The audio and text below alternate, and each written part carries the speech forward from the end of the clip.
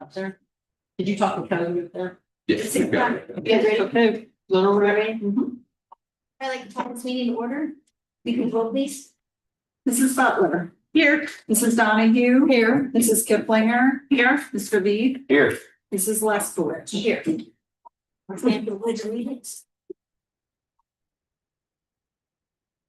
Pledge allegiance to the flag of the United States of America and to the republic for which it stands, one nation, under God, indivisible, with liberty and justice for all.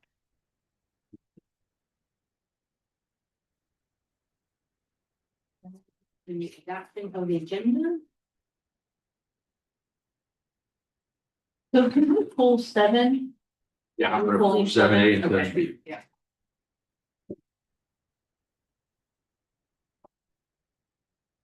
7, 8, and 7 B. 8 and 7.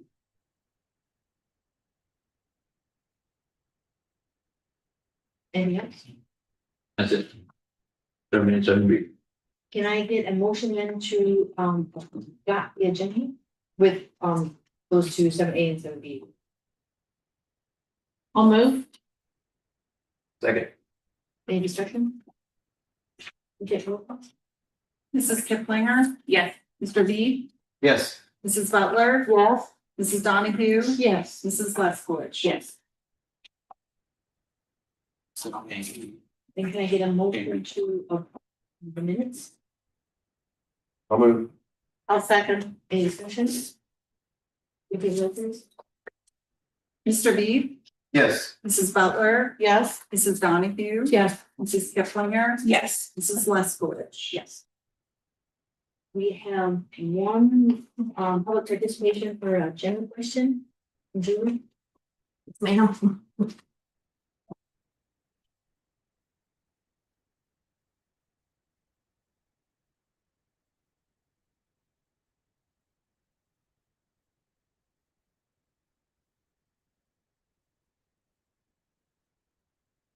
Okay, this is agenda questions. Good evening, board. For the extended days, you just explain why additional days are needed for these positions. We've never needed additional days for the assistant principal. And for the guidance counselor, it was always given to the high school guidance counselors. But my understanding was that was so they can ensure that the students coming into or already in high school were enrolled in the correct classes and getting the needed credits in order to be on track for successful graduation. So just wondered why middle school guidance counselor need those and the assistants. And as I stated in the past, I think it's a bad idea to pay adults who use, well, actually, that's that.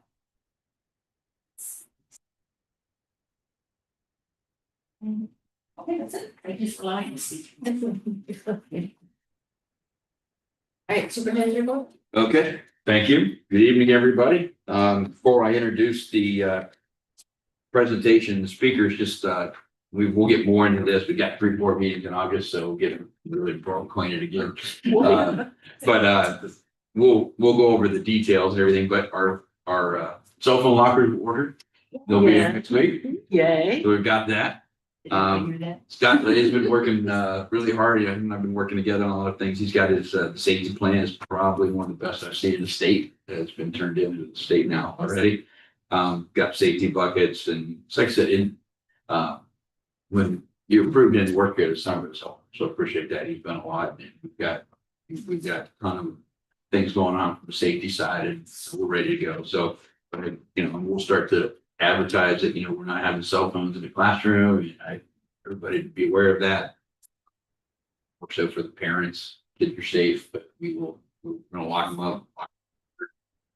We're gonna go from there. So, it's also the law. So that helps. That helps. But, it's, then, with that being said, I'm gonna introduce, Phil Callahan. You're gonna go first, right, Phil? Yeah. So Phil's he's the head of a nonprofit. I'll let him talk about it. We're gonna lock up the cell phones, but the cell phones also are with the kids the other 2/3 of the day. All right. Yeah. I mean, so this is one of the things, raising 4 kids. I've seen it. with the old, the younger ones, not so much, but you see this and, my discipline problems and other people's discipline problems in school stem from social media. They stem, and I just, I'm passionate about the fact that I think we just need to have the conversation. I want parents and kids to talk. I often say, we're the most disconnected, connected society I've ever seen. And so I want, and so Phil and I, we have a little bit of a history. Phil and I have known each other since 1995. So, Hundreds. yeah, so he's a teacher. I'll let him explain all that, but he does a lot of great things for kids across Ohio, and this is one of them. And so I wanted to, this is on YouTube, so hopefully, and I've talked to the PTO. Royce is watching. She's at soccer practice. She'll watch it later. But I wanted to, the community to see what we're trying to do here. It's just not about the 8 hours they're with us. It's also about the whole kid all the time, every time, right? All day, every day. So what can we do? What can we do to help? What do we have at our disposal that can help kids? Because I think we're at a point in time in our life then that we see this, and I've got several parents now asking, how can you help me with this? It's like, it's a world we don't know, like we see them doing something wrong. We see them, the phone, we don't know what to do. And it's a scary world. So this is more of a, I don't want to take his speech because I've been accused of talking too much all the time. So I will now turn it over to Phil and I'll let you do your thing. And Josh, I don't know if you're going with him or you're going after him. I'll go after that. Yeah, so why don't we go ahead and play that first video?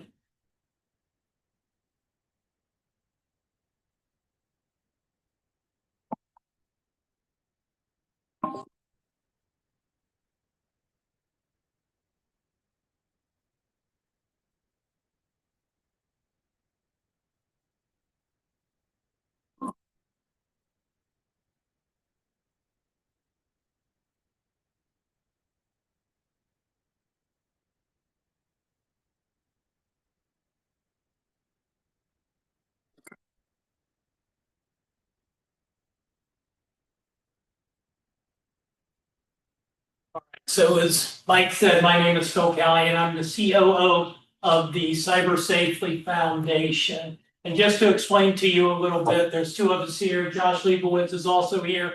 He's representing cybersafely.ai. The foundation side that I operate is about doing nothing but educating and bringing awareness to both parents, teachers, and students. The way I got involved with this was this next year will be my 42nd year in education. I'm currently teaching at Olentangy Berlin High School. I started out at St. Francis de Sales in the early 80s. They made me a baseball coach probably way too young and early. I found out my team had a Thursday night philosophy. They were out drinking together and got educated on and selfishly thought, I bet you we could win more if we got kids to make healthy choices. One of the things that struck me about the physiological effects of drugs and alcohol was that really, if we would stop punishing a social ill and just begin to educate it around it, kids were willing to be honest and make healthier choices. So implemented a program which took me to assistant principal's job, implementing throughout the school, an athletic director, and then at Dublin Scioto High School, then to start a program working with at-risk kids, trying to get them back in touch with their true nature. Well, all of that brought to, as a gentleman by the name of Neil Alexander, who is the founder of cybersafely.ai, he heard about the drug alcohol program and asked me to come up and talk to him in Cleveland. Now, at 63 years old, I have no interest in technology, and as a matter of fact, count on my 3 children to do everything. But what I did hear from Neil that interests me was that it was a chance for kids to be healthier and set me sort of on a path. So 4 years ago, I'm teaching middle school math. We have a young lady who's started to engage in some self-harm.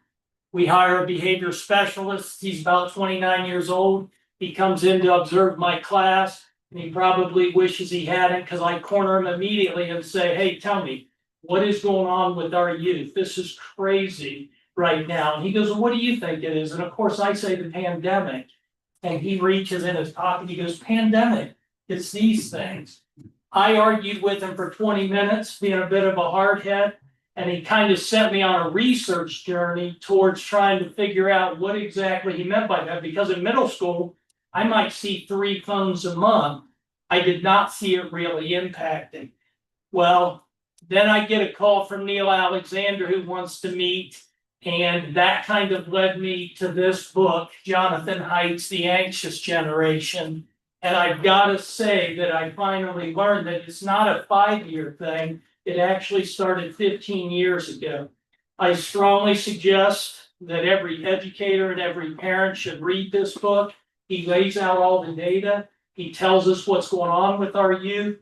And that is what the foundation is about. What we are willing to do, and I gave you those cards, is we are willing to come out and make presentations to teachers or to parents. Parents is probably the main one, and all of it in the hope that we can get kids to be healthier. I got to admit that everything I read about this, and I would say 15 years was the invention of the smartphone. 10 years ago, maybe it's the first time educators started to see it. But I've got to say that everything he talks about, I saw clearly in the classroom, but sort of saddened to tell you that as a parent, I did not see it. I was kind of blinded, but I do now see, when I've got to go in and tell my 20-year-old, get out of that bedroom, get out of your bed. There's a life out here going on. So Haidt lays out 4 great harms, and those 4 great harms are social deprivation, which any of us that go to a restaurant and watch the way kids have their phones out know that one. Sleep deprivation, which in the middle of the night, I'll wake up at 2:30 in the morning and hear my 20-year-old playing video games. Attention fragmentation, the most obvious one to everyone who is an educator, and why these lockers, according to Haidt, will solve this problem for 3 to 6 hours a day, and it'll make kids healthier mentally. And then finally, the last one is addiction, which is absolutely real, which was the crossover between my passion for helping young people stay off of drugs and alcohol, and knowing now that it's really this phone and social media that is doing the most. The biggest thing that I feel like we all know at this point is that adolescent mental health is under attack. And with words like sextortion, bullying, drug and alcohol use going up, human trafficking, failure to launch attention, we have got to do something, because Haidt lays out it's causing anxiety, which turns into depression, which turns into self-harm. And even when it's not about something as horrific as self-harm, just the attention is so badly hurting our schools. So I do believe there is hope. I believe the hope is that, 20 years ago, we can all remember when schools and parents worked together. And that is where a village and a community concept is what the Cyber Safely Foundation is about. So we're going to play this video from Jonathan Haidt, which talks a little bit to the way every one of our kids is being impacted. And then Josh Leibowitz will talk a little bit about the product that cybersafely.ai can provide.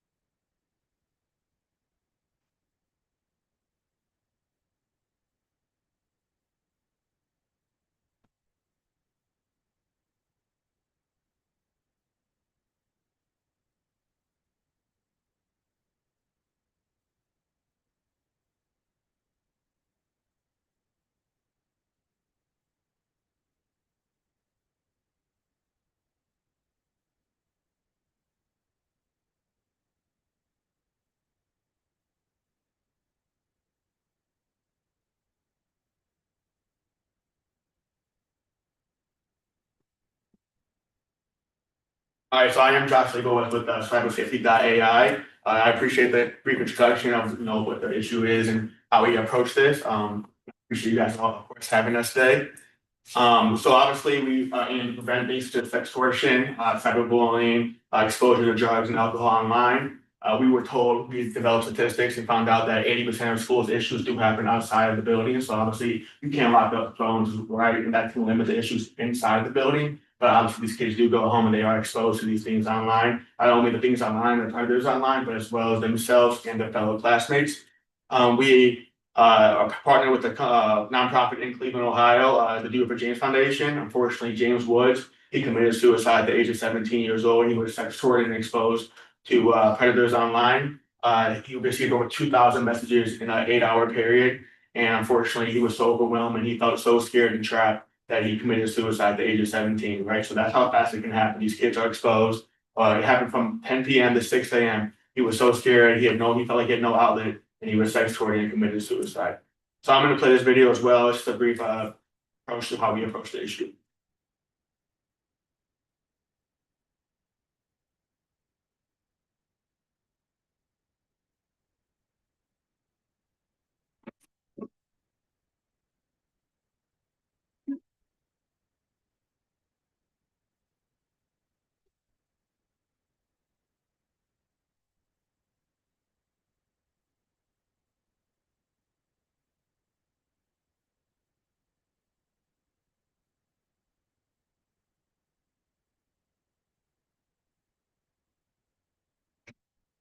So we use AI to monitor social media as well as the keystrokes on the phone. The way we monitor the keystrokes is something we are very proud of. We do believe it is a game changer in the industry. So basically anything typed on a cell phone is monitored and sent to AI. We do not monitor anything. It is all AI that monitors it. So privacy is obviously a big concern and that is a big priority of ours. It is monitored in 3 posts: acceptable, questionable, and critical. So as well as social media aspect of it. So TikTok, Instagram, Reddit, Twitter and Snapchat, it is all a priority of ours. So anything that these kids post on those as well is monitored, as well as the keystrokes, like I said. So even like for kids playing video games is a big priority of ours. So these kids are exposed. I'm a gamer, I play video games, and the predators you can meet online is very scary. And these kids' frontal lobe is not developed, so they might be exposed to these issues and predators online. And we believe that this is a game changer. So this the keystrokes that are monitored, anything is sent. So a big thing we also discovered that you might want to toggle your post. So if you're parent doesn't care about your kid cussing, right? That's something you can turn off. But if you do care about your kid cussing or sextortion or even being exposed to like AI online, right? Because AI generative images is a big thing going around now. So these kids might be exposed to that as well. So yeah, it's like I said, acceptable, questionable, and critical posts. Questionable, for example, right? So if you were to say I have guns, that can mean muscles, or that can mean I have a little gun, right? So there's different ways you can approach that and decide what the parent cares about. This is just a dashboard of how this works. So if anything, like I said, anything that is typed, as you can see on the left, this is some messages being shown that, hey, this is what's being said. So the red is questionable and the blue is acceptable, right? So if you were a parent that didn't want to see the acceptable post, you wouldn't get the notification. And all the way on the right is how fast you can get the alert. So it is 24/7, 365. So it is instantly, our AI instantly monitors the post. And right when that post is sent, goes through our AI and it gets sent to the parent. Like I said, we do believe it is a game changer and we are very proud of it. It is something that we believe can save lives, and obviously all the issues that these kids are exposed to, like I said, sextortion, cyberbullying, social media harm, and even themselves, right? It's a big thing, is saving them from themselves. Because a lot of the time, 99% of the time, it is their fault. So that is the biggest thing for us, is the AI. We are also very proud of the way we onboard. It is very simple. We hold sessions bi-weekly, displaying how to onboard parents and the kids. You simply get the code, scan the QR code, then you would get the settings, the code sent to your phone, access that code through the app on the phone, and it's as simple as that. We have our onboard manager, Ross, who is always available. And we always, like I said, the bi-weekly meetings where we can display how the sign up is. And I'm open to any questions anyone might have for me or even Phil as well. It's great. That's awesome. It's absolutely great. So can the kids see the monitoring? So yeah, the kids can't see the monitoring, but depending on if they want to be involved, right? The parent account is monitored, everything though they are saying, but the parent has access to the account. They aren't able to actively see the monitoring. Obviously, the parent shows that they can, right? So it has to be installed on the parent's phone and child's phone? Yeah, so the parent, the child hooks up the phone to the parent's account, so they create an email, access the email into the parent's account. So it's not really that they have the app on their phone, but they are installing the AI from that monitoring system to the phone, right, so the keyboard system, that makes sense, so. And is there a way for the students to turn that off or somehow So they're, get around so it? if they do turn it off, they get the alert instantly, right, so. You know how you do the keyboard, right, the emoji keyboard, is the English keyboard to your phone, the way we develop it is the keystroke, so. We install the keyboard into the child's phone just by, it's a simple step, it's like 2 steps, you just access the full access to the keyboard, it gets it, so the keyboard. So I'll jump in and tell you when my 20-year-old was 17. We were seeing some tears and seeing some, and he actually, one that became pretty famous in Olentangy, he had one of his friends commit suicide 19 hours after being sextorted. And with that, we started having conversations about cybersafely.ai. And in one, I said to him, I said, hey, so now I'm getting you signed up, but tell me, in the last year, how many reds am I going to get? And he goes, I've already been telling people 2 or 3, being a math geek, I make up my own numbers. And he goes, well, it'll be 9 or 10. And I go, okay, thank you, but. And he goes, Dad, he goes, once a month I get naked pictures. I delete them immediately. And I was like, this is one of the strengths. But then when we came up with the keyboard technology, putting him on, I have found that he'll come up to me and say, hey, I got another one last night. I deleted immediately, but you probably got a red. And that's what, so if they do disconnect, you know immediately. And what's going to happen with young people is there's going to be burner phones, etc. And let's face it, as a parent, that's when you know that you have an issue. But for right now, it does establish conversations. And then from the school standpoint, what I hope, just like when I was the assistant principal with the drug alcohol, I hope people get read and start to call me and say, hey, we gotta be a team here, instead of it's your fault, which is where I hope the village or community concept comes in. And the biggest thing I think is like, you know, if the kid isn't exposed to anything or they aren't doing anything wrong, like there's no issue, right? They shouldn't be scared of anything. You know, it is truly there to protect them, right? The way I compare it is, you know, it might be like a seatbelt, you know, the seatbelt, people might put you back, don't want to wear a seatbelt. But that one time that the seatbelt, you might need to wear it, it can save your life. And that's what the biggest approach is, the way I view it, is that, you know, that one time they might save a kid's life is truly the most important thing, you know, that's the win. Right? So, yeah, you know, kids might push back, but the way we do it is once we want to have it on the phone for when the kids get the phone, right? So if you target the age where kids might get the phone at 8, 9, 10, kids are even getting phones at 5, 6, 7 years old, right? Just truly crazy, but right, you know, I didn't get my first phone until I was like 14, 15 years old, right? So, so we want to have the app on the phone right when they get it, right? And obviously, you know, that's not, you know, the kids might get the phone at 17, 16, and they might have the phone ready, right? So, you know, there might be pushback, but we do believe that there's a need for it.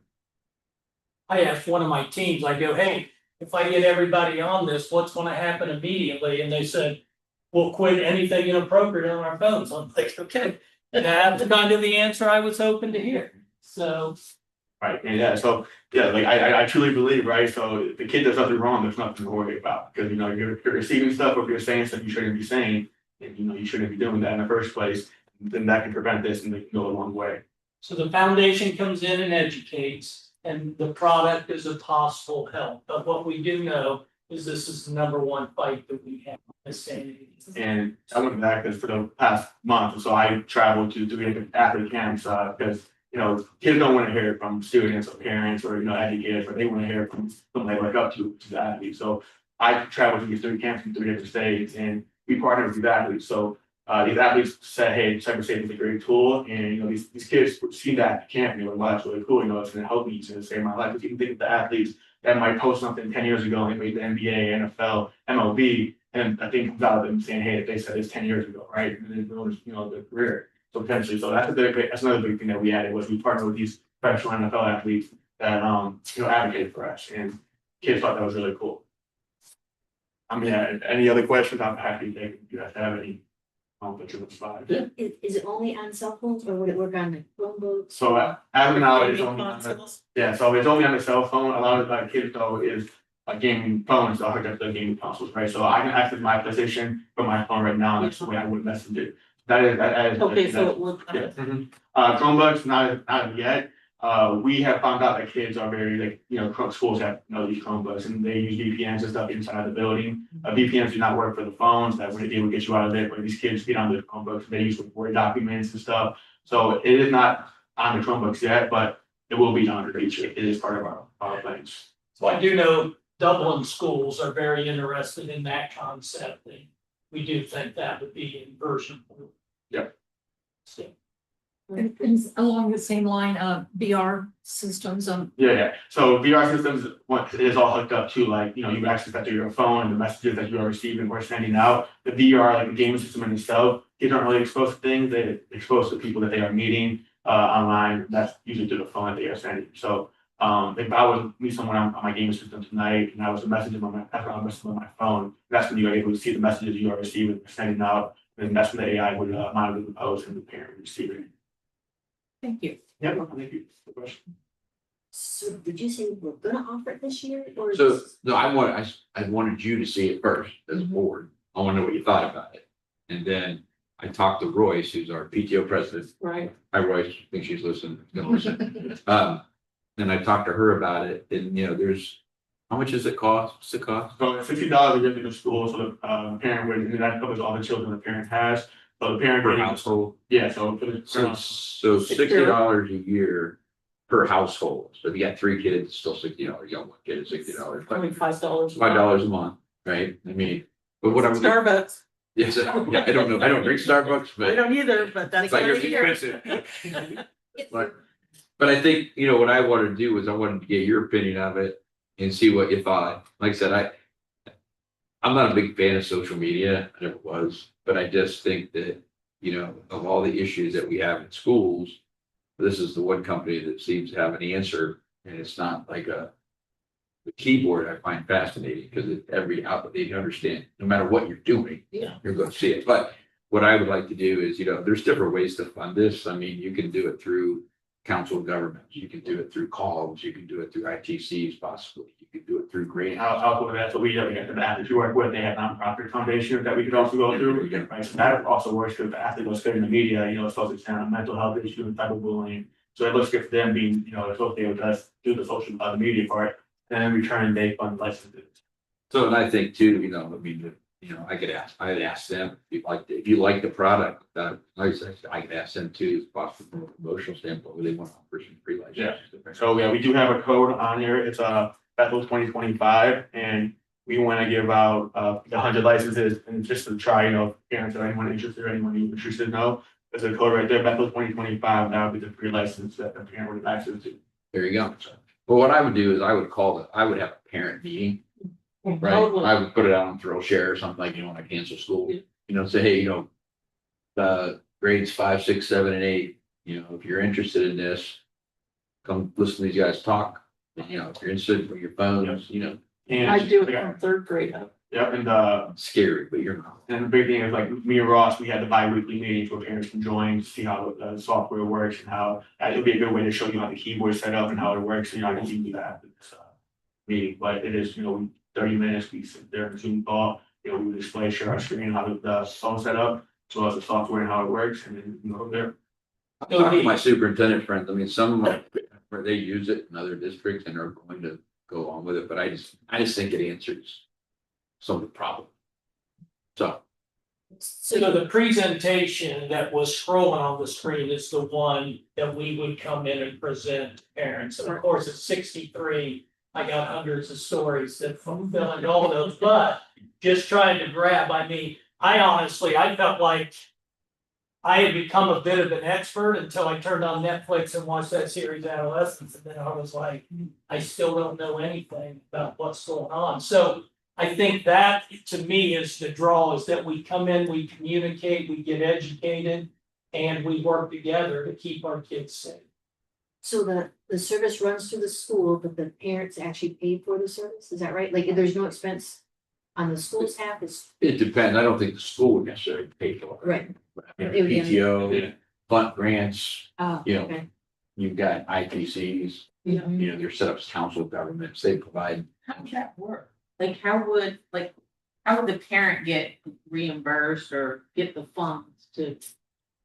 Well, like a lot of, like a grant, they would just give the money to to the district or the company to get flowed through, And then. that we would offer to the parents. X number of licenses. And those were There's $1 million of state grants, But- you know, state level with Yeah. these kids, because it's mental health, right? Yeah, cause it's a big thing right now. There's a lot of money. Like out I there. talked to Patty Fetzer at Stark County, we've got it, and she's part of Summit County. You know, and she had mentioned to me, like, we've got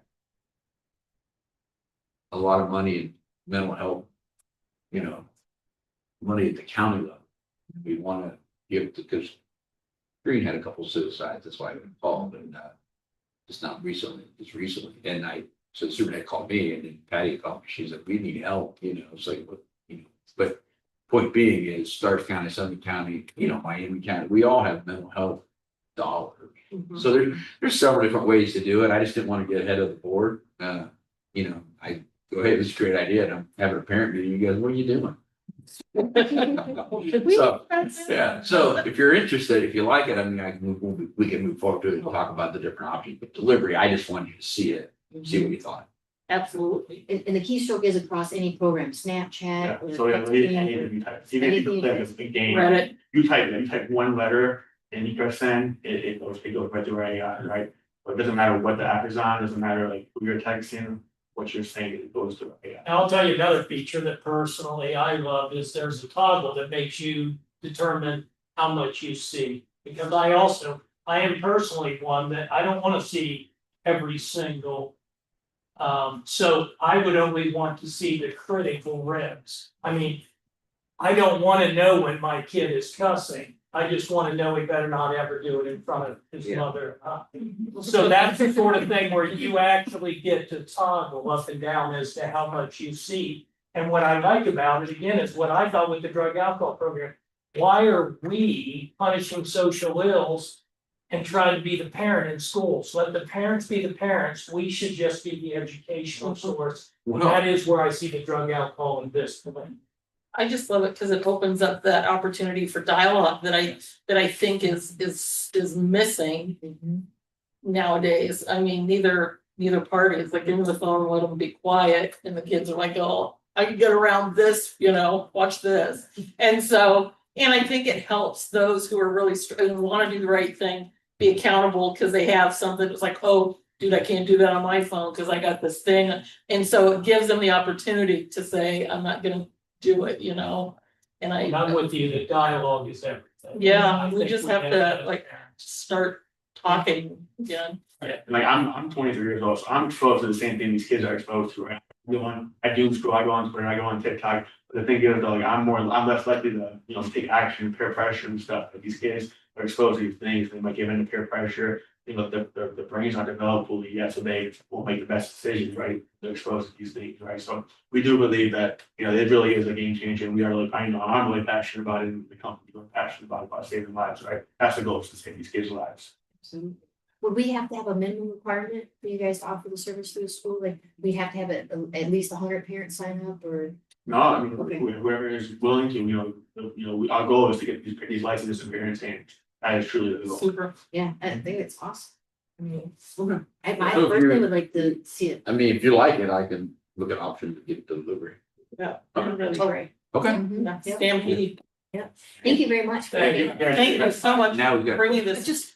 I apologize if I missed this at the top of the meeting, or your presentation. How many years have you been in, business? So it's been about 2, 3 years. We are really just now starting to get in school, so, you know, we build AI, develop AI. Yeah. The companies, you know, they found. So I will give you a quick story of how it starts. Neil Alexander's son becomes the head football coach at Los Jesuit High School, a football power up Yeah. in Northeast Ohio. He comes to him one day and goes, hey, I just sold my business. How can I help you? And Nick Alexander says, oh, I can tell you, half my day is trying to monitor these kids' social media. So he goes, what if I took care of that for you? So that was about 4 years ago. 3 years ago, he hears about the drug alcohol program and asked me to come up. He, at the time, he wants to buy me into retirement. I'm going, no, that isn't going to happen, especially with STRF. I was gonna say you know, DRF there, yeah. But I said, you know, I am definitely interested, so it is a fairly new product, and without question in my mind, the keyboard technology is the game changer. You know, it now puts you back in a relationship with your kids on a technology standpoint. So. So the foundation is 4 years and the AI is 3. So I would say the foundation, so for me, I said I'm staying in education, but I am willing to go around. To me, the first thing I say about the AI side is, hey, I want to hear what Jonathan Haidt has to say about it. I know what he says about these lockers. He says this is a game changer in the book. But that's where the foundation, I just want to go spread the word that, hey, here's why this has happened.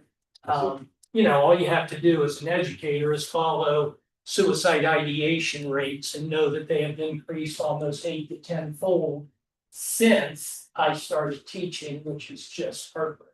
So that's the foundation side, educate the product. Let's hope it does save lives. Thank you, guys. Thank you. Thank you very much. Thank you for bringing that to us. Yeah, thanks. Yes, sir. I guess I was meant to be here because you got a good idea and I'm gonna make it harder on you. My name is Scott Lawson. I'm the pro temp president, I guess, of BEST, the support staff here. I'm a bus driver as well. And I had a great bus route, my high school bus route, went right by Miss Leswood's house. Great route. On my route, kids would jump on the bus, they immediately dug into their phones or whatever. I can't tell what they're watching or anything, but they giggle, they do this, they do that. On my bus route, I saw 2 cell phones and a laptop destroyed or damaged from people being upset with each other, but taking it out on the thing. So I don't want to put a little more on you, but you guys have got great ideas for in the classroom, but if you can at least expand the rules to incorporate when the kids really start school, and that's when they jump on our Bus. I agree with you. That'll be the goal. Start of day, end of day. Right, if you can do that to help us out and then move those forward to us, we can all start the school. No, I agree with you. No, Scott, we talked about that. It's, you know, school day starts when you get on the bus. You know, it ends when you get off the bus. I mean, I'm trying to blow my own horn or anything. You guys are doing, this is a great thing, and I just want to make sure that we're included. Oh, yeah. I mean, if anything, you know, these lockers actually hand to handle. We can put one on we can pick them up, put on the bus, if I find a way to secure it. But it's, Don't do that to us. but no, we expect them that we are going to have the conversation. And it's going to be a little bit of a battle in the beginning, especially with the buses, right? There's nowhere to put Well, them. you know, on field trips, we've had bus drivers that wanted to get a bucket, and you know, we're going to Riverside to play a soccer game. It's a great time to have a Well, conversation. yeah, You think about what you're be gonna talking do. about soccer and not watching, Yeah. videos. Nope, I agree. So, Yeah, we're gonna have that conversation like when the admin gets back. I mean, I'm, you know, something, but when everybody gets back, August 1, you know, the conversation is, you know, here's the policy and here's throughout the school day, including school buses. And, you know, we're gonna fight that fight. so. My girlfriend's 12-year-old grandson just committed suicide 3 weeks ago. So it's timely. Fortunately, He was 12. yeah, I haven't been around education long as Bill, but pretty close. And I've just seen a lot of bad stuff happen in a decade or so. We just need to, we owe it to the kids, so as educators and people who've been doing this their entire career, anybody that's around kids, I think you want to see them succeed no matter what you're doing. So. Now, as we walk out, truly, this district right here could be one of the front runners and the leaders. And I think this is coming. I mean, we have to do something, but thank you guys for having us. Thanks for coming, appreciate it. Thanks for bringing it to us. Okay,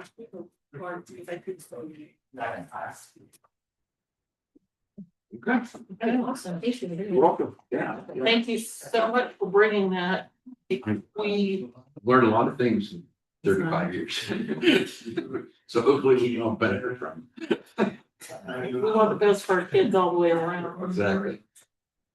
But yeah, it's, and I just think, I see that, the thing I see is like, yeah, it's like Bill said, when I first started teaching, educators, Yeah. you're right. And then there was that pendulum switch of, you're not always right, or you're wrong, or it's all your My fault. kid's always right. Yeah, my kid's always right. I mean, I remember going to parent meetings and, they take the handbook and they throw it on the counter, they throw it on a desk and they use my attorney. I mean, that's where, so now it's went so far, now it went so far that way, right now it's starting to come back and I'm like, when parents say, I can't look at my kid's phone or, it's a basically privacy, I'm like, wait a minute, I'm not a 30-year-old. I said, let me see that. He said, Yeah. "You give it to me." But I just think that I think when I talk to parents, whether it's the grocery store, gas station, or the vet, my office, I mean, they're asking the questions of how can you help me? They're not coming out of desperation, but they're like, I don't get it. There's issues. And I mean, how do I've said that before. If you're drinking a beer, smoking a cigarette, I see that. Right. I can discipline it as much as a parent. I see it. But I don't know what you're doing on your phone, and it's staggering so anyway, I just think that, I think there's a lot of, there's a lot of support across the state, even the legislature and the ban phones, right? I mean, that's a start, right? And so we've got support there. And I think that, just across the state and in all states, I just think that it's not just here in Ohio, Right. it's everywhere. So I So, think it's our responsibility and our duty because the companies are making it harder and harder for the parents to monitor it. So like Snapchat came out and then as soon as they send a message, then it it disappears. disappears. You can't track it. Or some picture was there, then it's not. And I mean, and then they get like on Fortnite, you have to buy all these Yeah. skins. So that gets the kid addicted to having to buy more. So they're not helping. So Well, I, in Fortnite, my own personal story, Fortnite, my son was playing Fortnite, this is before he was in college, right? And I hear him talking. And I didn't know you could talk in Fortnite. Right? I'm like, say talking. So I go in his room, I open the door, I go, what are you doing? Something like that. Anyway, he chambers. He's like, and I'm like, so I get on the headset and there's some guy in Pennsylvania. And I'm like, okay, pull the plug on this, but it was like nuts to me. I mean, I had no idea. right. I'm like, cause my girl, I raised 3 other daughters, they didn't play video. Yeah. Right. He did, they, Right. but I was like, wow. So anyway, but to your point, there's so many things coming out that are out or will be coming out that we don't know about. Mhm. I think we just, it's time to like draw the line in the sand, at least, I'm at the point in my career where, look, I want to help kids. Right. Yeah. I'm gonna draw a line in the sand, fight the fight. Mhm. So we have to draw the line and say not the kids, Right, exactly. not the Yeah, kids, not today, right? Nope. not the kids, Not not my now, watch. not never. Yeah. Yeah. And the complacency is, I think we're shaking it off and realizing, Yeah. we do have power to change. Yeah, I don't Change think, this. and parents that, you're right, I think parents that listen to this or parents that we talk to, I talk to them, I think they agree with, nobody would argue what was said here Right. tonight, right? It's just a matter of how do I, Like, how do I fight it? Yeah. so you give them tools to, Mhm. just like we do anything And else. it's okay to be the bad guy. It really is. That's It part of really it. is. You be a friend, You know? you're 18. Yeah. Right now, they need. Yeah. If you had your 13-year-old playing with a loaded gun, you'd stop him immediately because it would harm him. Right, Mhm. I it's mean, just what you don't see, and this, it's still harming. this is still harming them, but Yeah. we need to disarm them. And we can't. It's just not worth it. Yeah, you can't keep up, like you say, you can't keep up with all the new programs coming Oh, out and. That's why they got the young guy doing the tech Yes. side. Yeah. I hear my kids talking, I'm like, look at my words. It's like their own language.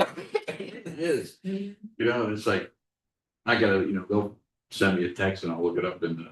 what's that called? Urban Dictionary. I'll look it up real quick and act like I know what they said. Oh, yeah, it sounds great. I need that. But anyway, but yeah, Yeah, Thank I'm glad you got, like I said, part of it, been around a while, hopefully we can share some of the good ideas here. yeah, Could you- abstract that. Yeah, I was gonna say, do you think this would be a kickoff for the school year to start? I mean, do you think that? Would we be able that to could do that? happen? I would talk, since I want to get it in front of you first before anything else, I think now that you like it, I'm gonna talk to Royce, who's the PTO president. And I'm gonna look at like different funding mechanisms through like grants and things like that. How you flow that through. And then, and like I said, and I've had some parents say, they've told me like, what was paid for? $5. Yeah. That's none of my business, right? Right. But, so I think, with that being said, I will look forward, I'll move forward, talk with PTO, talk with ESC, talk to WOCO, because there's some, like, you know, when I talk to the council of governments, there's different ways to fund certain things differently in school. So, but I'll look at different mechanisms and And it would tie in nicely with our no cell. No cell. policy. They Yeah. picked Yeah. that up too, so. yeah, he got the board today, he's over here next week, so. We also have student loans and success funds that we get from the state of Ohio that we're supposed to spend, so we need to work on that report and this might tie in. Well, that's the one I emailed you about, isn't it? Yes. And So the, There you go. Yeah, because I was looking at, where was this? and the military liaison, would she maybe even be able to tap into some funding? Who's that? The military liaison. That Oh, they- yeah. we're doing Good idea. On base, because like 25%, I think, of students are military, so there might be some funds there. Mike, one more question. Did they leave that presentation with us? Is it gonna be? I forwarded it to, yeah, right there it is. Yeah, Jason has it. Do you want it? I would like it. Yeah, you got.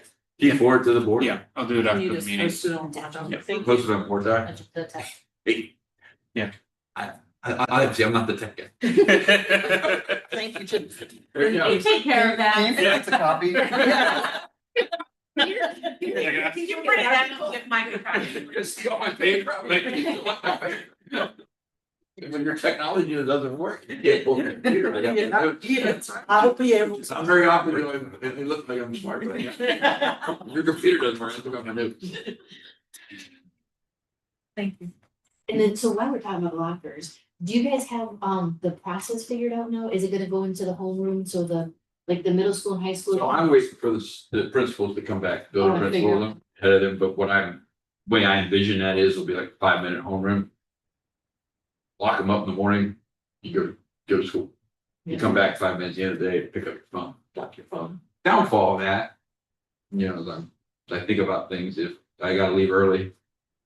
You know, I got, kids that are, Mhm. okay, so now they're interrupting class every time. Right. We gotta think through, And it might just be a trial and error. yeah, I mean, Yeah, you're right, there's ways we've never to- done it before, but I mean, I look at it, I hate to micromanage. Right. And I want them to do what they think is right, it's their building. Yeah. I hate my building, don't run my building, but I did my job, so ran well, but I gotta talk to them when they get back. I just don't know what's best, where to finalize. We'll probably have all the timing routes there finalized this week or next. Then how you gonna incorporate that schedule? So, but I do, it's like kids come in late, or what, do you put one in the high school I was office? gonna You say, come do you in have late, some in the lock it up, office? you leave early, you're one of the kids that leave early, put it in, you get it, you leave. I mean, it's doable. It's doable. Yeah. It's not a big Yeah. deal, it's just how you wanna do it. I mean, It's fine. But be less interruptions, even if they went into classroom, less interruption. Have their Yeah. phones on. yeah.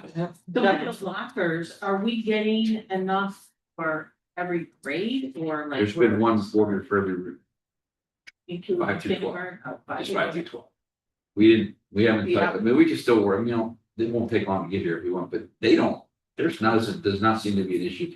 No, they haven't, They lock them up, I mean, they're in your book, I don't think I've ever seen a cell they're pretty good. They're- when I'm over there. Which I thought. Bad. So, I think we're gonna start seeing it trickle down. I don't, Unfortunately. I don't disagree, and maybe some of this will help, and people realize it's not a good idea. To get my Yeah. third grader cell phone.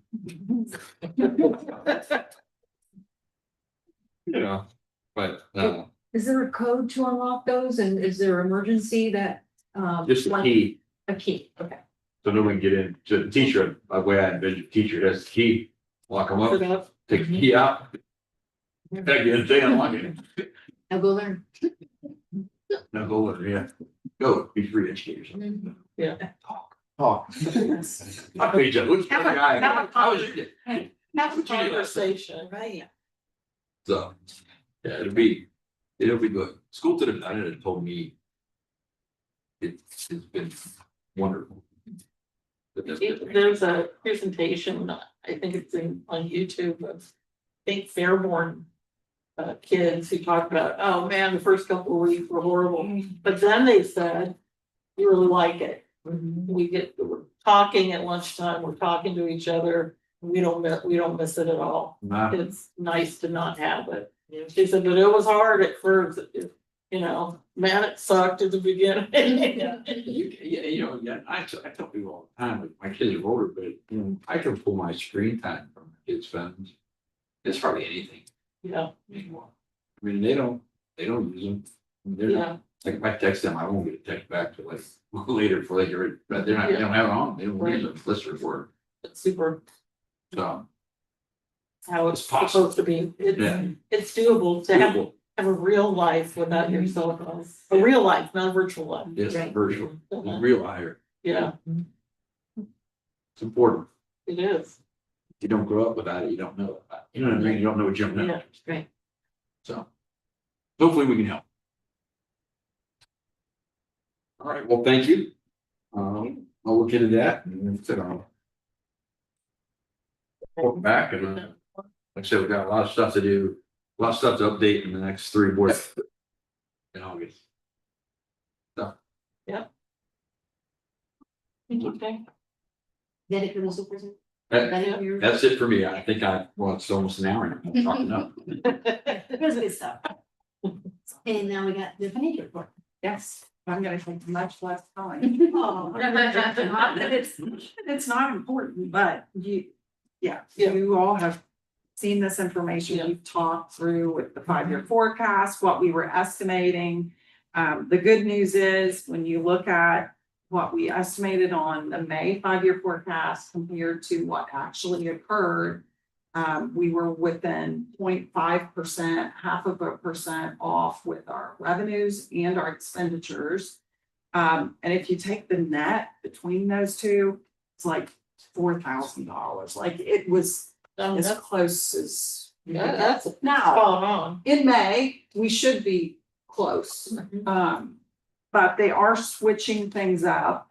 If you want to pull up the cash flow. So this report just gives you all of the line items that are actually on the 5-year forecast. It's going to give you the estimate versus what actually occurred, the variance. Then it's also going to give you like last year's, it's going to compare back to last year's on the revenues and the expenditure side. Just for, now again, this is nothing that we haven't already talked about. The other thing I want to also mention is I talked about the forecasts. Our legislators have changed our forecasting time periods when we have to file them, as well as the duration. So now, instead of a 5-year forecast that's required, it's a 3-year forecast. Although it's really a 4-year because it's the current plus 3, but I'm not gonna. So they're switching it. Well, in my opinion, and in my professional opinion and recommendation, you still should do a 5-year, even if you don't have to file it. You still should do that for planning purposes. So that's my 2 cents. But they are changing the filing deadlines on these. So for next year, for this current fiscal year, the first one is due by October 15th. I looked at the calendar and I believe your regular board meeting in October is on the 20th, which would be after the deadline when we'd have to approve and file. So then we're really talking about doing 5-year forecasts in the month of September, which is just around the corner. So we used to do it in November. Now they're backing it up to October. But oh wait, the following year, they're gonna move it to August. Which Whoa. makes Oh. no sense, but We do have a work session in October. Yeah. On the you thir- do, on the Yeah. 13th. okay, so there's a possibility Even though- then we could still approve it on the 13th. And file it by then, so And that's. That would give us a little bit more time, as long as. I believe you should still look at it like the meeting before, then at the work session, you can go over it, review everything and approve it. So it would give you a couple of meetings to look. And then February, we're moving from May, which was, we just did one in May. Now we're gonna be doing it in February. So it's really going to be interesting to see how all of these things transpire. So just putting that out there that the dates are gonna change, the duration is gonna change. And we'll see where it goes. There was a vote today at 11 o'clock, like 11:30, 11:45 on veto overrides. And they did override one of the governor's vetoes today.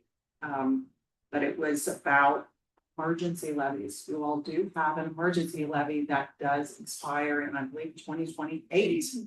And those, there's restrictions around that. Not for tonight, not for today, because the Senate still has to concur, but there's just lots of changes coming at us, so. And I am not gonna go over all of the other reports.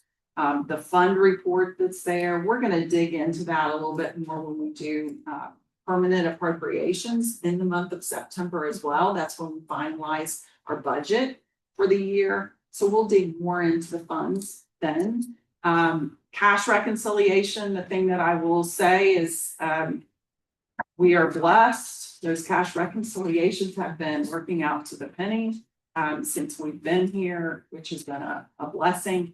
And if you have any questions, and also I'm not going to go over the check register, just only if you have questions. We will go over building budgets soon. Yes. So I think too, I don't think anybody on the board would disagree with this. Correct me if I'm wrong, but we start talking about like fundraising, like we've got some money in some of these accounts that I would not.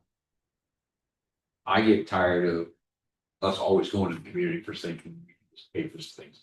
Yeah, So that's something I think we need to look at when we get to, like, you know, the 018, some of those accounts. I just think it just drives people crazy. Everybody's not going to do it. Agreed. If you can do some of that. So I think as we get into, I haven't brought it up yet because I know you're still doing, we did the athletic budgets, voting budgets, and get it closed out. But as we talk about that, and we get that with Bobby. Absolutely. And it's an all-inclusive look at it. Like we have federal grants, which will still remain. We have, you know, all these different sources of revenue coming in. And I agree. I mean, there's no need to go out and continually ask for more from our community. And can we maximize, and that's the other thing, can we maximize the federal things that are available to us? Yes. To our fullest potential. Yes. Yeah. Yes, we can. And is part of it maybe like even a process learning too? So like some teachers were going out and trying to get donations for like labs and stuff, but I mean, that's their class, that's their learning, so that should go through the school. And It makes me wonder too, like if I'm a parent, I would wonder, well, what am I paying? You know, I'm paying taxes, I'm paying, you know, I'm paying PE. Yeah. So now I gotta pay for the lab. Well, I mean, to your point, I mean, some teachers were sharing their Amazon lists and, you know, and stuff like I that. don't want to do that. Yeah. And, you know, so, and that, it just feels, I mean, I'm all about like, you know, bring some tissues, bring some Lysol wipes, and, you know, all Right. of those things. We've always done that, but. But I think part of You it want is, red pens, yeah, or you can get. I'm thinking maybe in the past they've been told that, no, we don't want that, or whatever, I'm just. Oh, I don't think they made it up. I think you're right. And I think that that's how it evolved, Sure. and then it's into, well, we always do it this way, so we always type of thing, so. You know, it's a monster that got created, I think, over time, Yeah. transition, everybody's like, well, Yeah. God. Well, I'm just gonna get my own stuff. Right. I need help, so I said, you know, Or they're not gonna fund it anyway, so I'll just do it. yes, I just shut my door and do my thing. We're starting to get a little more consistent. Because I've even seen fundraiser opportunities through some of the sports teams that have come out over the social media. Yeah. You know, for the school, on the school social media. Yeah, I don't think I'll be able to stop it all this year, but we Right, can curb but it. it's definitely and- something, Right, I I mean, appreciate in that direction. looking at it As we because move forward. it is a lot. So I noticed that when I first got here. It's like, wow. There's a lot of things going on. Never under. And there's a lot of accounts that have nice balances. So what, you know, like, so what are we raising funds? Why does they do? Right, You know? It's not a savings account, it's about Yeah. kids. Right. right. Leaving the burden on parents. I did have one question about the cash summary report, and you can get back with me. We have an encumbrance on the capital projects for like $345,000. I was curious as to what that was for. I know we've got a lot of projects going on this summer, but I don't know specifically exactly what it is, but I can take a look at it. See.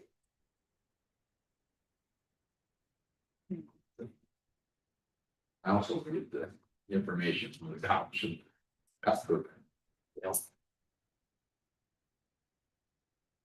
Who's on page 7 of the?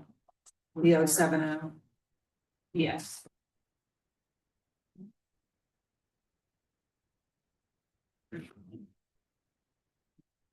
It's actually a PDF, so I'll go up mine now. Thank you. Any other questions? That's it. Thank you. Thank you. Thank you. Thank you. Can I get a motion then to approve the consent agenda for the treasurer's report? I'll second. Any discussion? You take roll, please. Mrs. Donahue? Yes. Mrs. Kiplinger? Yes. Mrs. Butler? Yes. Mr. Beef? Yes. Mrs. Westbrook? Yes. Thank you. Good. Great. I'd like to recommend the following personnel. Letha Ward, 5th grade math teacher, which is a replacement. And James Weeks, who's a 7th, 8th grade math teacher at Step 0. This is because we are offering more algebra and accelerated math courses in middle school. That's the Great. reason. Good reason. Great. But. And also, just so you know, it's not on here today, Kelsey Garwood has resigned. But I got a question about the date of resignation, where she went, so they didn't put anything on. And we had a few coaches resign, and she was an intervention special, we had a special ed aide resign. So it's all definitely big. So there'll be a little changes, a few coaches, you know, so. What we got, but if you see something come back up next month, that's because we're going. I thought that they had to have that turned in by. That's why it's not on here. I haven't accepted the resignation. Okay. Just Just looking heads up, into it. she went to Columbus, she moved to Columbus and got another opportunity, but the opportunity in school, the may not work. The opportunities outside of school that I just want to check on her. Long-term substitute. Chelsea Brown, long-term special ed substitute teacher. And so she's in for, let's look here. Chelsea Brown is going to be a long-term sub. Once she gets her license, she would go to teacher. So that's. And who are our subs for? Who, That's kind of like grow your own. yeah, so this was Zoe, who's on maternity. And then Lindsay Harris is the Title I teacher, grades K2. And she was here before as a long-term sub. She, I think, is an attorney. We had a lot of we had many pregnancies this year. So I was like, that's a lot of people. So yeah. But yeah, that was that. Extended days on Eric Ortho. The reason, so he's listed as Bethel High School assistant principal because he's currently in a contract as assistant principal until the end of July, right? So he starts his new position August 1. But he had to go to, so he doesn't work as an assistant principal, he does not work in July. So he had to go to CPI training and for 3 days, and he had to work on some things for his new position for the other two. And he'll be actually in July to get things started because he needs to get here for the special ed for cases. That's why but it's paid at the rate of his assistant principal. Accurate. Make sure I have the Is right it current? current per diem. And then the Gabriel Waller, who's the guidance counselor that's for next year. And so obviously we've added a guidance counselor for that 5/8 with all the things that are going on. You know, wellness scheduling, we're more course offerings, we're trying to get things done. So that's 15, that's what the other guidance counselor got. Yeah. And then the supplementals, the coaching supplementals, they're there, but they're going to change because like I said, what was on there, we had coaches resign. So is it the coaches that are on this current one? I just got like literally like an hour before the Well, I'm meeting. just like, do we pull it or do we? No, we'll just approve it and then we fix it next week. I talked to Dave and Jason about it in the hallway. They happen up very close to me. What I don't want to do is pull the wrong one. It's Right. easier just to, Just, approve it and then we'll fix it. So, and that's all I have. So then can I get a motion to approve the consent agenda for certified personnel? I'll move. Second. Any discussion? Just one quick follow-up. Mike was moving fast. I was just gonna, so did you say the guidance counselor, the 15 days will be at the start of the school year? She'll come in early or during the school year? A lot of times they'll mix those up. Okay. They usually come in before and after, and then whatever it's a combination of or sometimes they'll come in over the holiday, but typically it's before and after. Beginning of the year and end of the year. Yeah, depending on how much need there is, it's probably, my guess, it'll probably be more in the beginning, heavy at the beginning,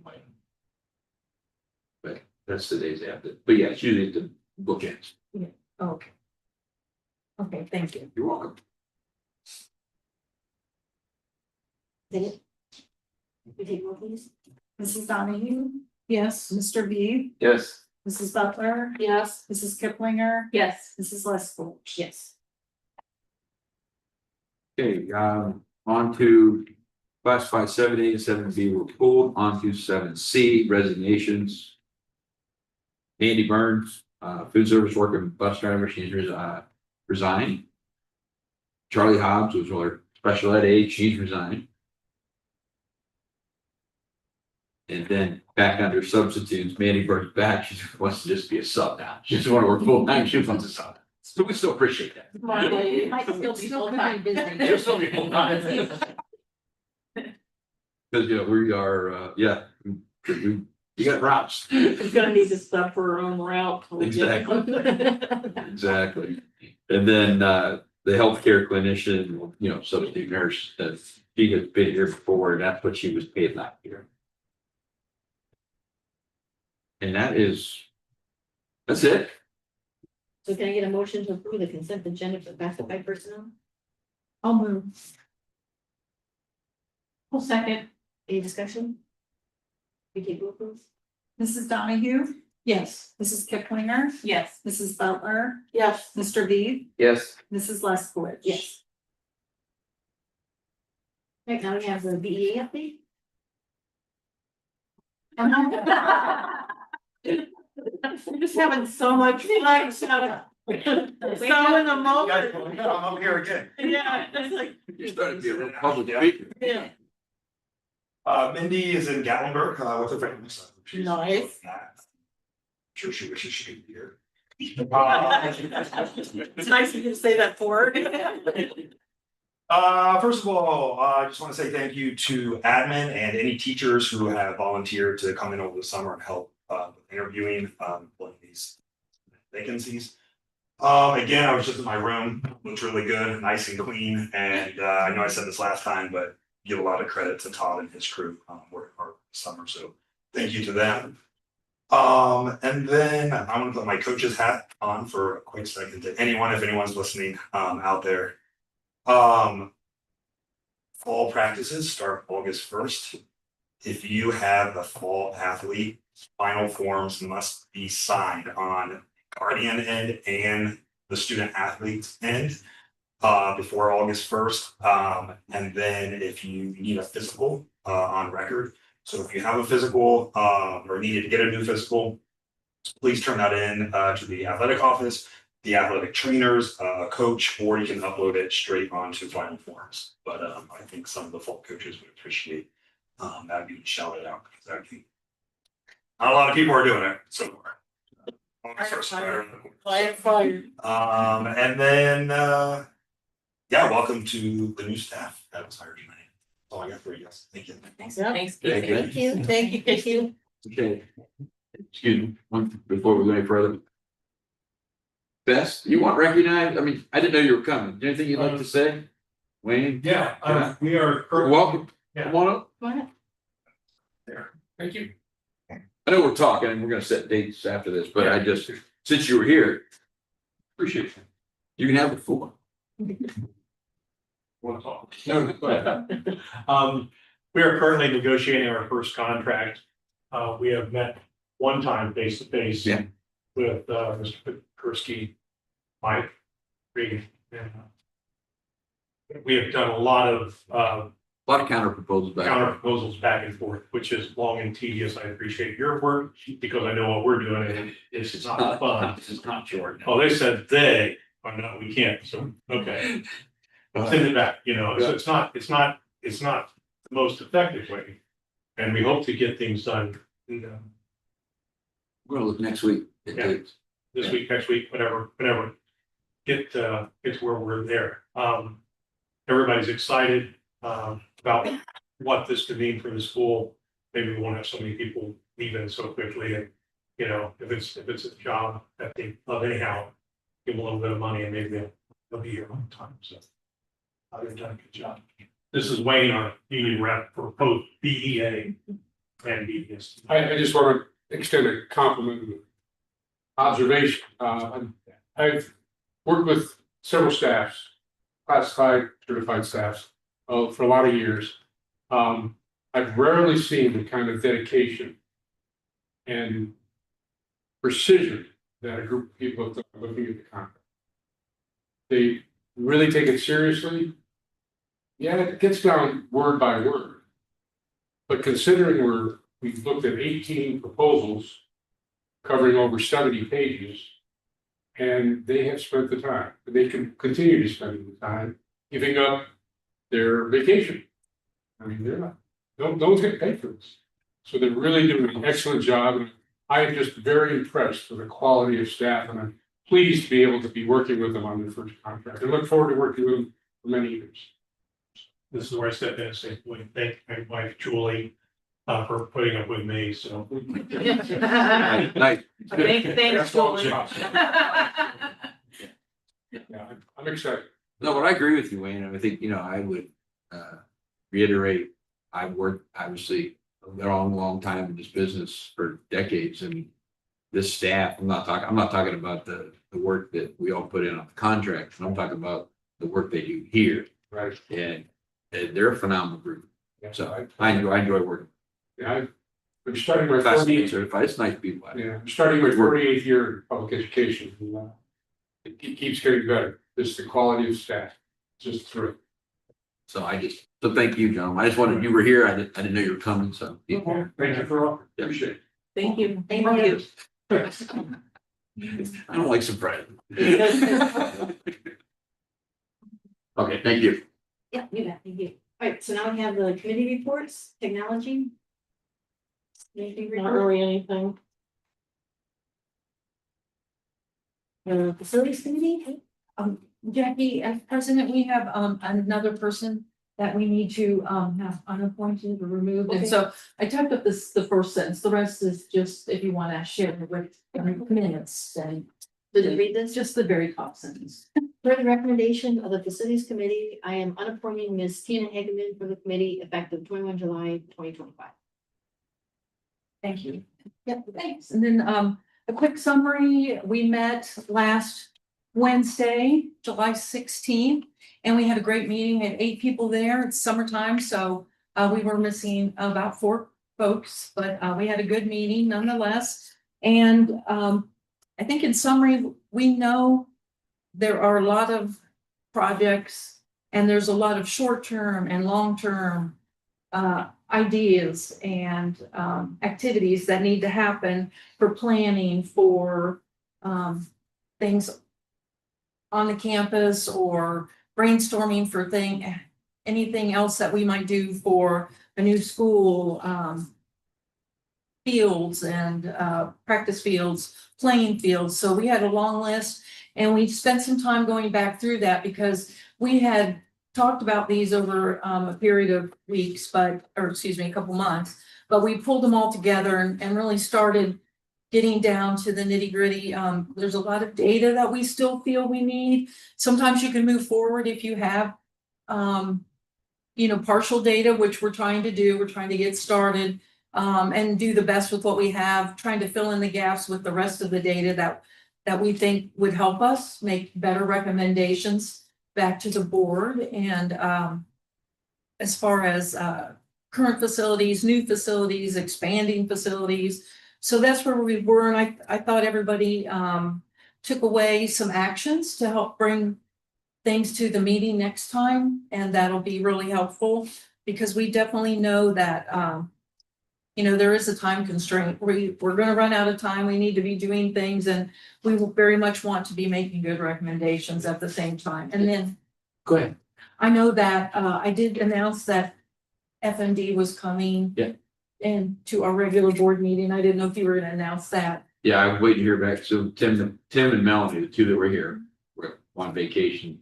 It's separate vacation, but they've been out. Well, I didn't think they were both gone for a month. But I meant just 2 weeks, 2 weeks. That's what. So, I should clarify. But I'm going to check with them and I'll let you know. Probably not on the 4th because that's different agenda, Yeah. right? But Right. it'll be the work session for the board meeting. And the other one I was going to tell you about was, so I got a call into the developer. I also have, I talked to Todd. He said you'd asked for that information from FMD. I thought you all had it, but I'll make sure you get it. And then, like some of the projections and stuff, I had given all that to the board in a folder. And I know that we got some of the information to Julie that she wanted. Yeah, so, but I will, when's the next facility? We said August 17th, which is a Wednesday. Yeah. We were trying to avoid the fair, but also Miss Novelino did let us know that is the elementary. So. I was gonna say. Oh, did I? Tony. 20th. I'm sorry, I was thinking the wrong. Yeah, I wondered. wrong month. Yes. September, those days fall on. Thank you, the 20th. August 20th. It is the 20th. Okay. I'm sorry. That's Let's say the 20th at 6 p.m. here in the media center. Yeah. I jumped ahead to September. I apologize. Yeah, so I'll get to that one and I'll be that one, but then I'll provide you the information. Todd and I talked this. Team said that. Yes, yeah. Yeah, and thanks. And what we also asked was a few follow-up questions from FMD's presentation in February. And we'd still like to have that. We can work on that list together. I remember some of the things that I asked for, but we don't have to do that here, but we can maybe pull that together and send that to them. Yeah, I'm gonna re-engage them. I know that, Okay. we had some things that, we were doing some things here internally that we had to get done and some of it, but no, by all means, you can give me that list. We can talk about it and I'll be at the next one as well.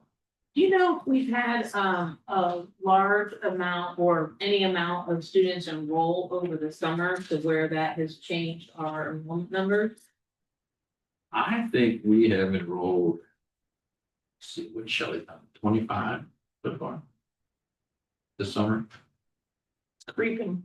Yeah. Yeah, and I think, when I talked to Julie Gravitt before she left the break, the elementary, not a lot, there was some incoming kindergarten kids, but like I said, our young fives is still at one class, they're lower numbers. And I've got, we talked a little bit about the NCA, we talked about, enrollment, we're gonna get some serious enrollment projections, but we, according to what we see, 50 to 100 houses. I mean, I've got some things I'm just waiting to get them confirmed, but we'll be able to make better decisions. But I think we're going to we need a building, but I think we can absorb for the next year or two, right? That it's not. It's gonna take a year or two to build something. Yeah, I mean, seriously, if you pass the bond issue this school year, you're 2-3 years out, by 3. So. That's if everything goes well. Yeah. Been there, done that. Yeah. So. But yeah, thank you. So just want to give you that information. Todd and I talked, he gave me a rundown of the meeting and then some of the things that you all wanted, I'll get that to you and I'll be at the 20th meeting. Thank you. So August 20th, 6 p.m. here, and it's open to the public, and we appreciate everybody's and everybody's participation, so please come if you can. And Andy, did you want to add anything?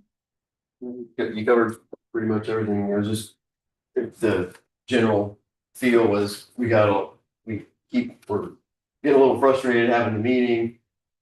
We don't have enough info to do anything, so where there's good dialogue, but yeah, we need to get some more answers. And one other thing, I know that we talked about having a town hall to see, but we need to be a little more prepared. That's why we need some of those other information when we have all that, or when we have a good portion of that, so that questions could be answered. So explain the town hall. How does that, you guys talk about like a bring people from the community in and sort of have a. Well, originally it was discussed about doing a survey, but if the survey doesn't get a dialogue with the community so much as something like a town hall. As having that. Yeah. Oh, back and forth, like present some things. This is the plan. This is the build out plan, and here's what we're thinking, maybe Okay. for campus layout. Yeah, because the reason I asked that question was, so in August, I want to do a state of the schools, which basically gives us where we're at today and what we've accomplished, where we need to go. We want to start to do that strategic plan. A lot of the information that we gather and the data goes into that strategic, a lot of what you do and what is one big plan, right? That strategic plan. That's why I was asking about the town hall. Because that's a great place to talk about the strategic plan. Those committees need to be community involved. And that would be a great place to have those conversations. Have you set a date for that or not? No. Okay. No. Yeah, don't get ahead of me on that. Let me know when that is. What do you guys Next think? week. Part of the town hall was to get a feel for the school within the subdivision Like versus on Yeah, campus type of. I would much rather talk to people than get a survey. Right. Yeah. I mean, whether you like it or not, it can be passionate conversation, but what do you want? Yeah. Yeah. Exactly. Yep. Great. Public opinion changes over the years, different things evolve. So what are people thinking in the community now? Right, and that's the part where, education is one thing, but when you talk about these types of issues, I really want to hear from the community. Mhm. I don't live here. But you all do. That's like, inside these walls, when we educate kids, I get it, it's educate kids, right? But when you talk about expanding what the community wants, that's where we really need to have that dialogue. And I think that's important. So, yeah, I think it's a great idea. Then I'll get you the rest of the information. And sooner than later, we know things are behind, but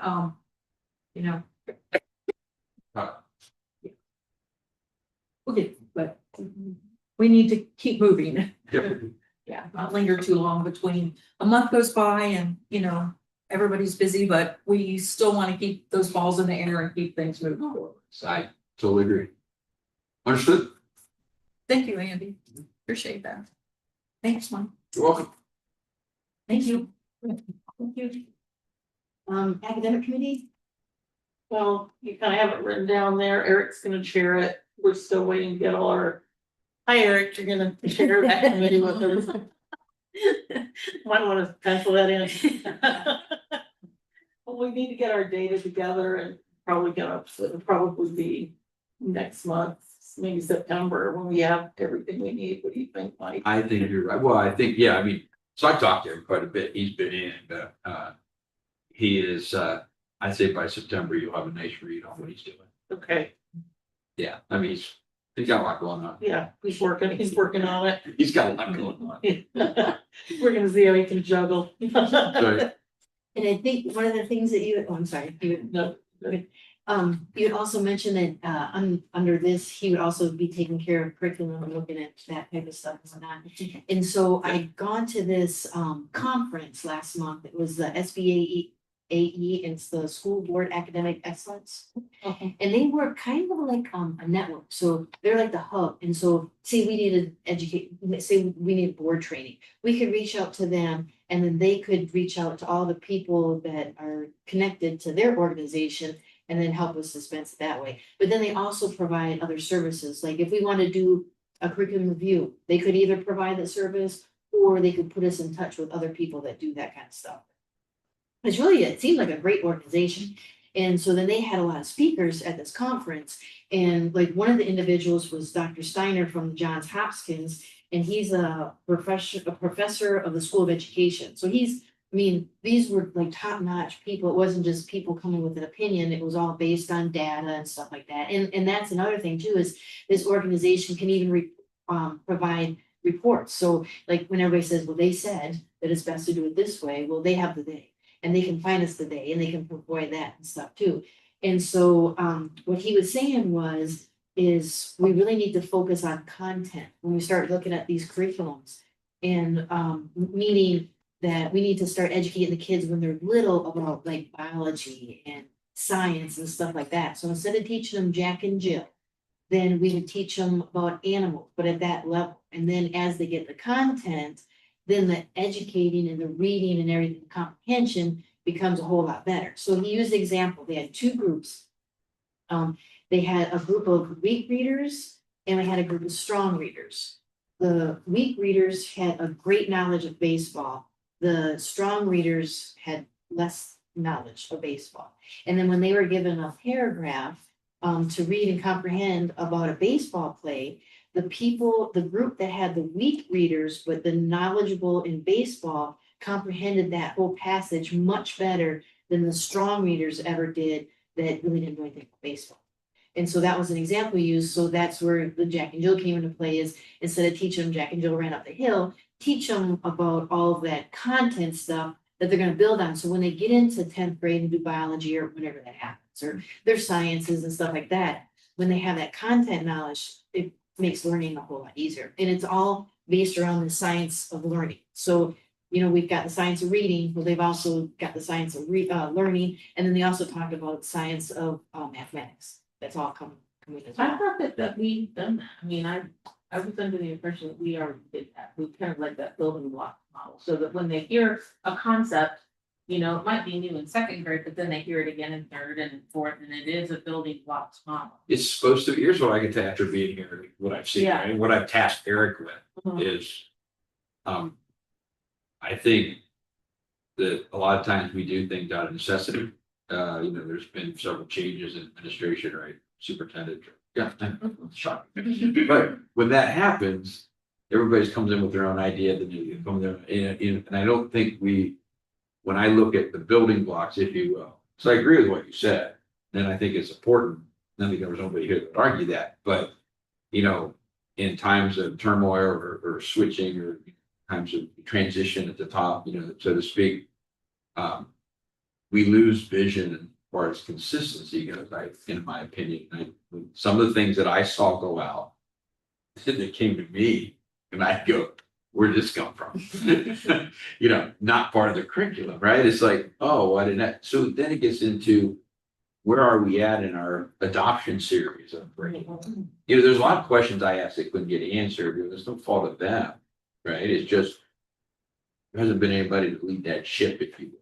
That's it. So I tasked Eric with this, you know, at the end of the year. I said, I want curriculum that is cohesive, right, across grade means, right? And I would like, if I'm teaching fifth grade, I want fourth grade teachers to know what I want them to know.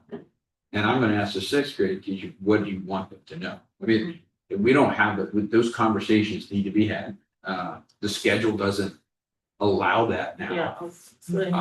It will, but it didn't. And so, and that all needs to be part of it, but I think from a curriculum side, and that's what I asked him on several other things that I want, and I said, I'd help you with that, but the adoptions and where we give me the last, what are the adoptions? Where have we been?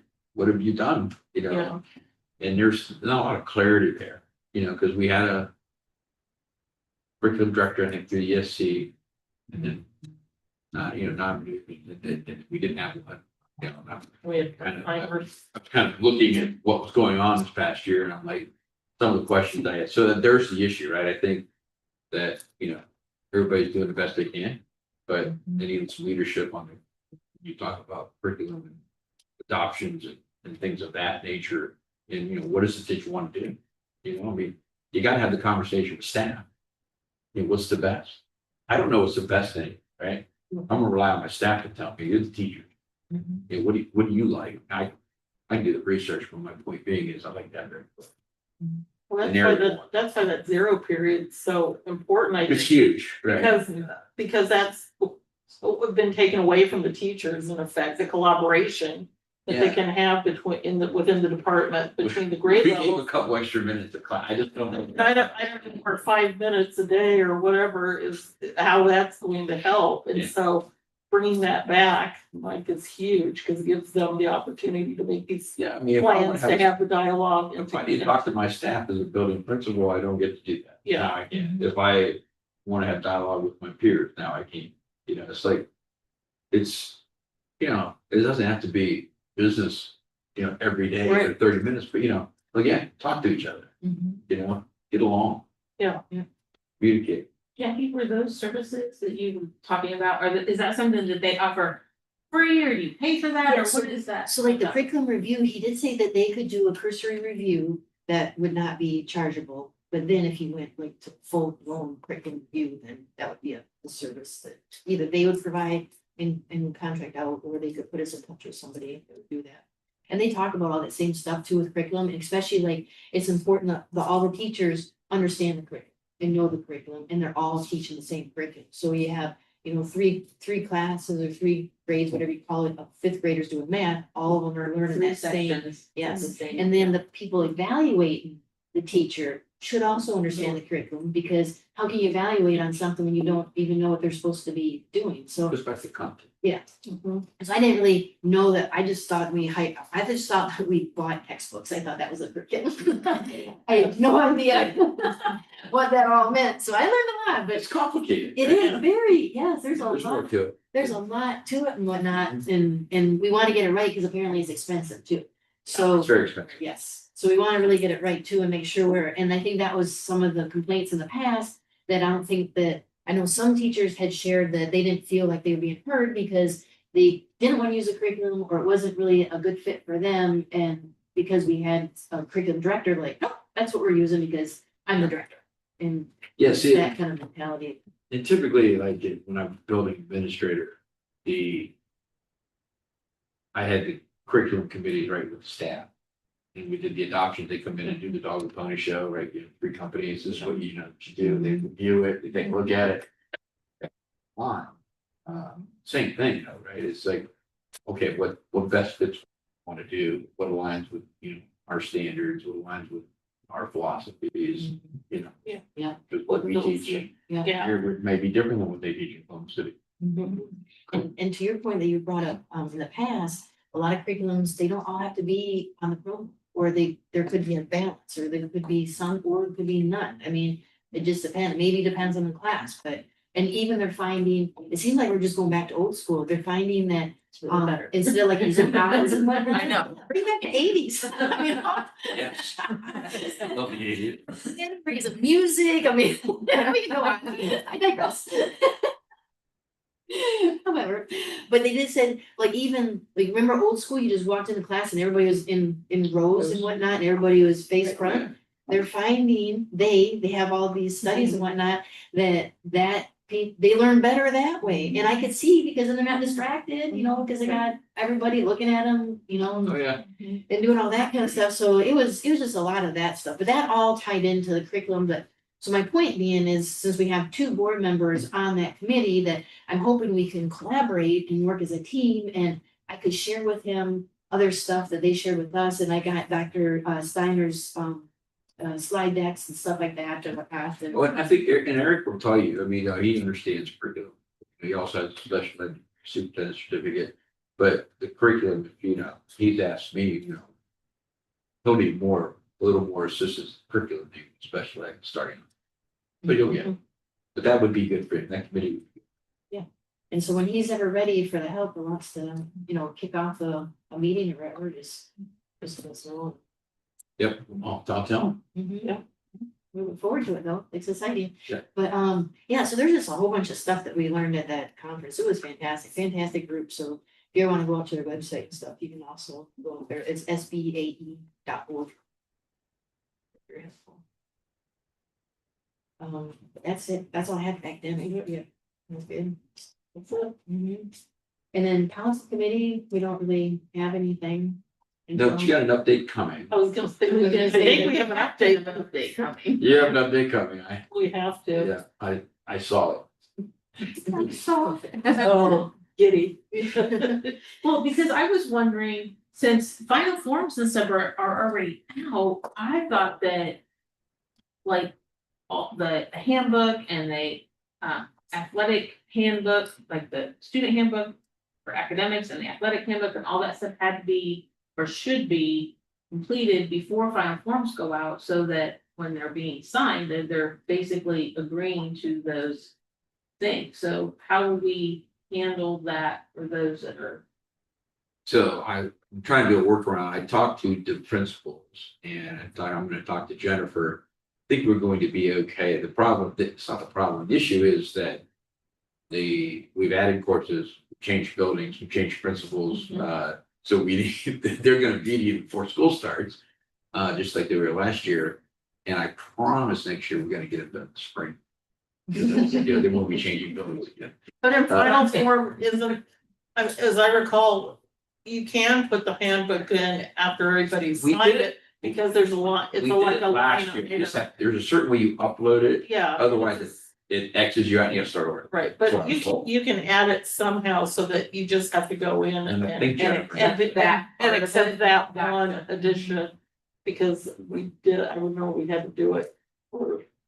Because it was late when I got here. Remember, it was late. Oh, yeah. They were already in final forms. Yeah. We found a way to, on the EMIS side, I think, you know, There's a way to. but they said you could drop it in there and not have to, because what happens is that. Does it alert the parents then that there's something new I for them understand to it's sign? new to sign, but you don't have to sign everything, you have to do the whole thing. You just have one. Right. That was the Paper when my kids were here, so yeah, old school. Yeah. The principals might even put it in their weekly newsletter, because that's always helpful too. They always have heads up about stuff. 60 seconds with the superintendent. Yeah, there you go. Just show the videos. Now you're liking that way too much. I do enjoy it. It's easier. Yeah.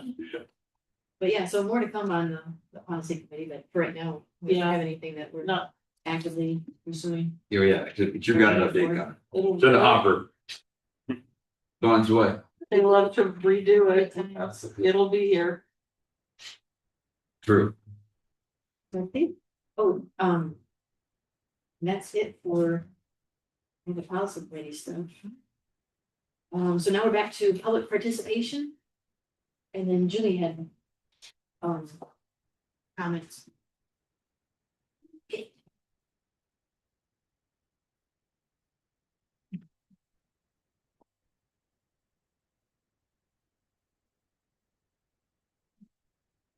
Board.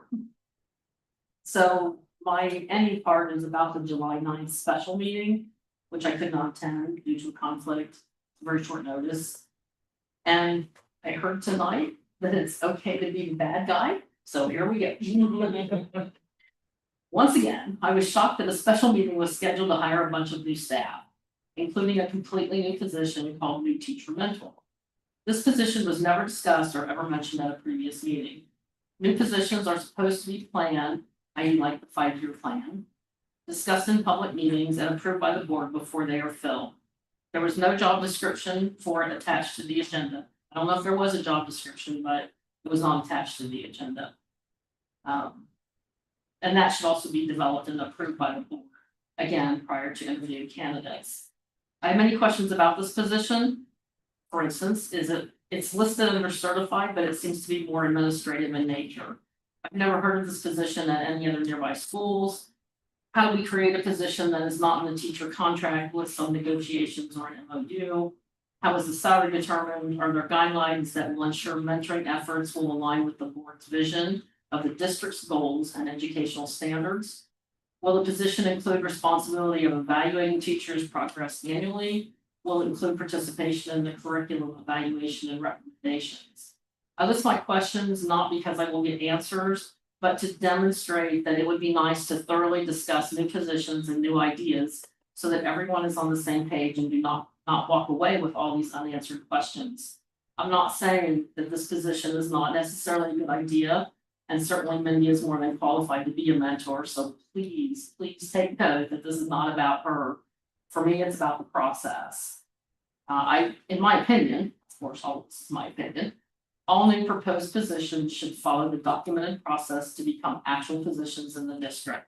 And in the spirit of transparency, it should not show up in a meeting as a done deal and already filled with the new employee sitting in the meeting. And that's happened many times in the past. This is just kind of blindsiding the board and the public, which doesn't build trust. It's up to the board to enforce the policy to openly discuss and approve the new positions prior to allowing interviews and hiring for it. And I just ask again, please don't hold special meetings unless they're absolutely necessary as an emergency, which I didn't see anything there that was, but again, I missed the meeting, so I didn't hear that conversation. And then I just have a question. Do you know if the line item veto for the 40% that was supposed to be voted on today? It was not. Okay. All right, thank you for allowing me to speak. Thank you. Thank you. You don't need an executive session. And sure, so can I get a motion to adjourn meetings? I'll move. I'll second. Is it your thing?